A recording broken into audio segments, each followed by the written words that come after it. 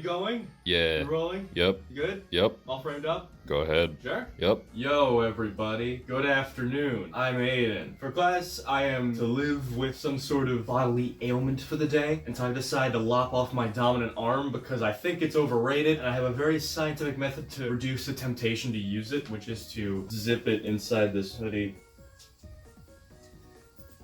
Really makes you realize how, things are designed for, multiple hands. Yo, Carter, could you do me a huge favor? Could you zip me up? Okay, I'll zip your fly up. Okay, thanks, man. I want to do without you. Ah, Christ. Okay. I'll be documenting my day now that I've only got my left hand, so let's do that. Hi there, I'm Aiden in Post. Narration time. I decided for this test I wanted to live my life as normally as possible, so I started my day as most do, by putting on their shoes in the morning, slapping on a fat mask, which was surprisingly doable, Actually, this is kind of doable. That actually wasn't that bad. and also facing yet another of my newly developing nemeses, zippers. As you saw, I ended up using my feet and placing my hands in some spots. Doing my daily bathroom routine was certainly possible, but also certainly harder.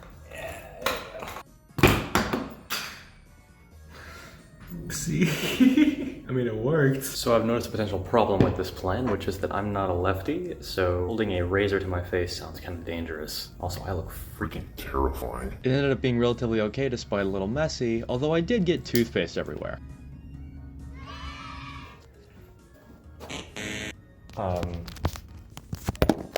Yeah! Alright, time. How long was that? Some minutes. That's what I like to hear. I wanted to examine even the most menial of tasks. Before I can get started for my day, I simply must have some chewing gum. Would you like some chewing gum? No. Spearmint.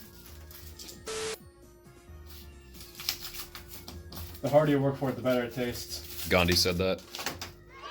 Easy as pie. Sure, man. Took it like a champ. Well, I can't go to the shop today even though I'm supposed to be there because I don't have an arm, and I'm a liability? I have to skip class, what a shame. Reprehensible student behavior, I tell ya. Not wishing to be inhibited, I decided to take a crack at some econ notes. And I would say out of all the situations I encountered that made me miss my dominant hand the most, this was the most glaring and debilitating. You'll never guess which notes came from which session. Anyway, I did econ for about as long as I could stomach it, which actually wasn't all that different of a time. By this point, I needed to blow off some steam. The best kind of catch. Oh. Oh no!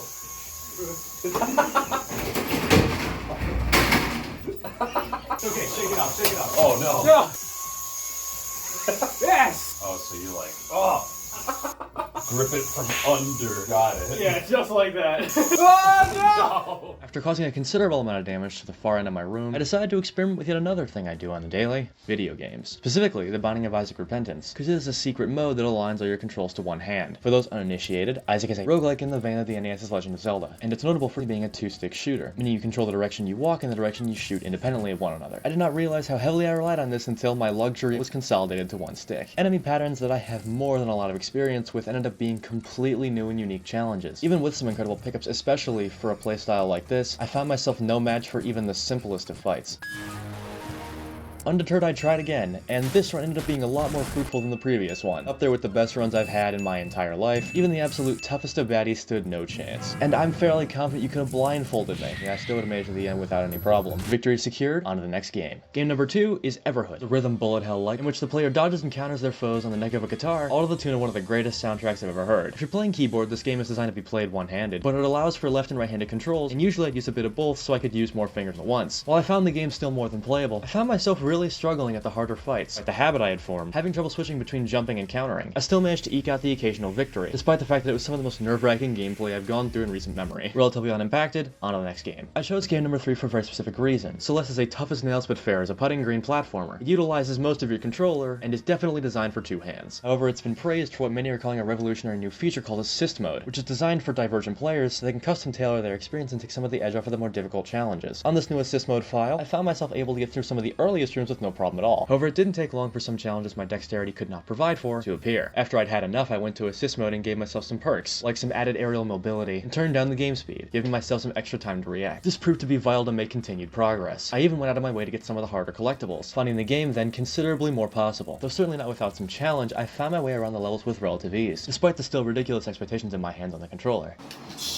With some grit and an aching pinky, I managed to finish the first chapter, and with some respectable stats too, I'd say. Having worked up an appetite, I decided to go to the dining hall, where my dining options were very limited, because I had to steer clear of things like burgers and meat, which I'd have to cut. What I did find though was a very handy design choice on the milk dispensary, allowing for one-handed operation. Very considerate. So now that the day is over and transpired and I've regained the use of my right hand, one of the things that surprised me the most about my experience was actually the mental toll it took. It was very discouraging to even try anything despite what I would consider to be relative success across most fronts. What I will say is the gaming portion of yesterday was actually one of the most fruitful, which I totally didn't expect. I think that the assist mode in particular could be revolutionary if it tends to persist through gaming, and I also think that trades like Able Gamers making specific rigs for physically impeded individuals is actually a lot more promising than it sounds on the tin. I will say my methodology was not airtight. I did involuntarily use my right hand to scratch many an itch.